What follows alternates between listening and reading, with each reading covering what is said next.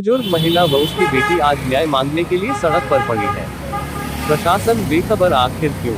नमस्कार, आप देख रहे हैं बरेली की आवाज, जहां योगी मोदी सरकारें महिला शक्तिकरण की दिन रात गीत गाती है। वहीं भाजपा के बहुमत वाले शहर में एक बुजुर्ग महिला निर्मल सेठ और उसकी बेटी ईशा सेठ बरेली के थाना किला क्षेत्र के साहूकारा बाजार में सड़क किनारे बीते 4 घंटे से बैठी है। बुजुर्ग महिला निर्मल सेठ प्रधानमंत्री नरेंद्र मोदी के संसदीय क्षेत्र वाराणसी से अपने पति सुशील कुमार सेठ के बुलावे पर आई थी। पति ने मां बेटी को घर से झगड़ा कर भगा दिया, जिसके कारण आज साहूकारा बाजार में सड़क किनारे पड़ी है। बुजुर्ग महिला निर्मल सेठ ने आरोप लगाते हुए कहा, पुलिस ने हमारी नहीं सुनी है।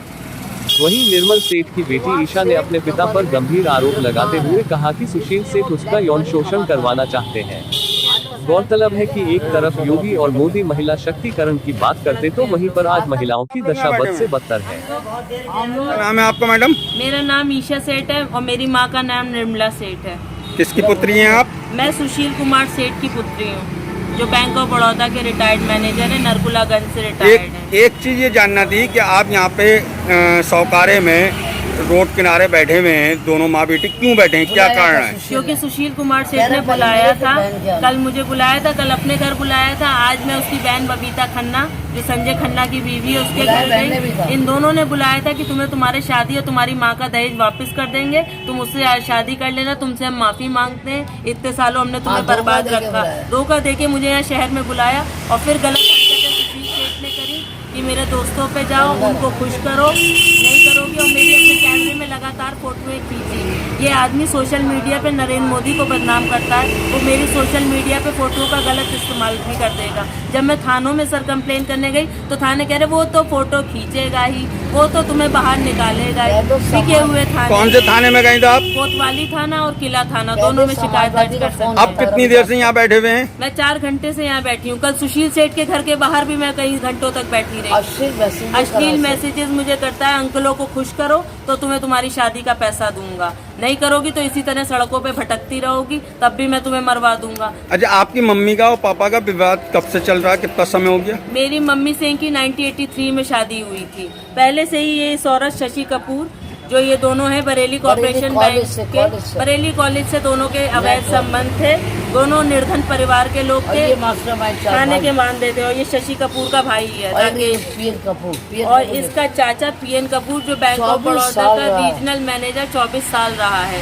इसने यहाँ पे राज किया है और मेरी मम्मी को घर से निकलवा कर फर्जी तलाक बनवा के सारे बैंक रिकॉर्ड में इसको पत्नी साबित किया हुआ है। 10 रुपए के स्टैम्प पेपर में ये पत्नी बन गई और मेरी माँ जो ब्याता पत्नी है, यहाँ 2 लाख का दहेज लेके शादी इसी साहूकारे में की, वो आज सड़क पे है और उसकी बेटी सड़क पे है। और नाजायज लड़की ये देवांशी की, इन्होंने कार्टन होटल में वहाँ लखनऊ में रिसेप्शन देते हैं, शाहजहांपुर में 50 लाख की शादी कर चुके हैं इस लड़की की। अब आप क्या चाहते हैं? मैं ये चाहती हूँ मेरी माँ को रहने को मकान का खर्चा और मेरी शादी का खर्चा सुशील कुमार सेठ दे और माफी मांगे मुझसे। अब तक इन्होंने जो इतने साल मुझे बर्बाद किया है, मेरी मानहानि गिराई है और लगातार मुझ पे यौन शोषण का दबाव इतने साल बनाते रहे। सरकार उनको अब 4 घंटे जो आपको यहाँ हो गए बैठे हुए, क्या इस बीच में आपने पुलिस से मदद मांगी? पुलिस ने, हम जा चुके हैं दोनों थानों में, दोनों थाने सुशील सेठ की भाषा बोलते हैं, वो तो करेगा ही, वो तो ये करेगा ही। लगातार आला अधिकारियों का यही। आला अधिकारियों किस किस से मिली आप? हम दोनों यहाँ के जो है वहाँ के इंस्पेक्टर से भी मिल चुके हैं, कोतवाली के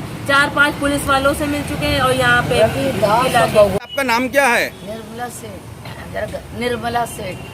यहाँ पे आप सड़क पे क्यों बैठी हुई हैं सौकारे में? पति सुशील कुमार सेठ ने मैसेज किया बेटी को कि यहाँ पे आ जाओ, तुम्हारी शादी का पैसा दूंगा और मम्मी को रहने को मकान दूंगा, तो ले दे के रफा दफा करो, एग्रीमेंट करो, मेरा वकील भी बैठेगा और तुम्हारा भी बैठेगा।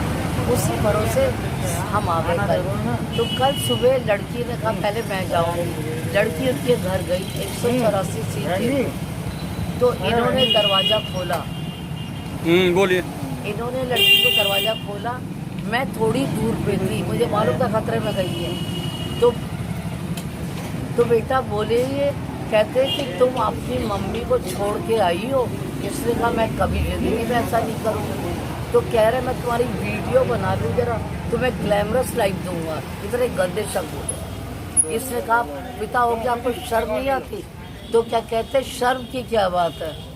एक सेकंड। शर्म की क्या बात है, देवांशी भी तो यही करती है, वही शशि कपूर की लड़की। तो उसको मैंने अपने से भी रिलेशन बनाया और दोस्तों से भी बनाया। आज वो शाहजहाँपुर में रईस घर में रह रही है और तुम माँ के संग ऐसे दर दर भटक रही हो। मैं बार बार कह रहा हूँ माँ को छोड़ दो, बता मुझे। ये गुस्सा खा गई, इतने में मैं पहुँच गई, खूब गाली। इस मामले में आप थाने गए हैं?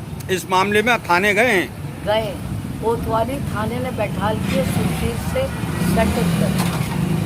अब कुछ युवा लड़के ड्रग के शिकार थे जो अच्छे घर के लग रहे थे, उनको हथकड़ी लग रही थी। अब यहाँ पर कितनी देर से बैठे हुए हैं आप? हम बैठे 1 बजे से। 1 बजे से यहाँ बैठे हुए। मतलब कोई लगभग आपके पास प्रशासन का आदमी आया? कोई व्यक्ति नहीं आया? नहीं, सुशील सेठ का दबाव था। बैंक ऑफ बड़ौदा के कर्मचारी आ रहे थे, कह रहे थे सुशील सेठ की वाइफ है, सुशील सेठ के पक्ष में बयान देना। वार्ड 56 के पार्षद सौरभ सक्सेना ने अपने क्षेत्र में फॉगिंग कराई। मच्छरों के बढ़ते प्रकोप को देखते हुए उन्होंने यह कार्य कराया है।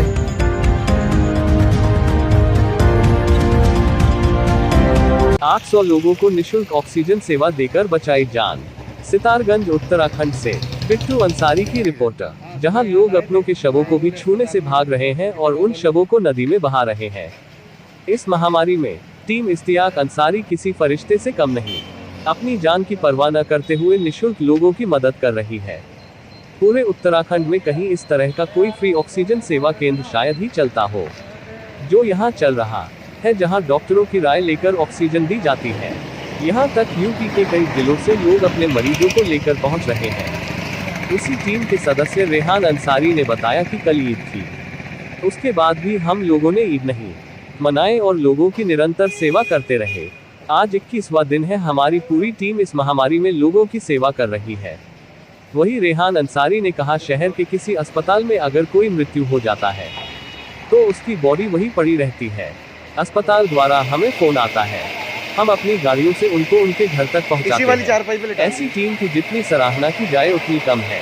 ना सरकार से कोई मदद, ना जनता के जनप्रतिनिधियों का कोई सहयोग नहीं मिल पा रहा है।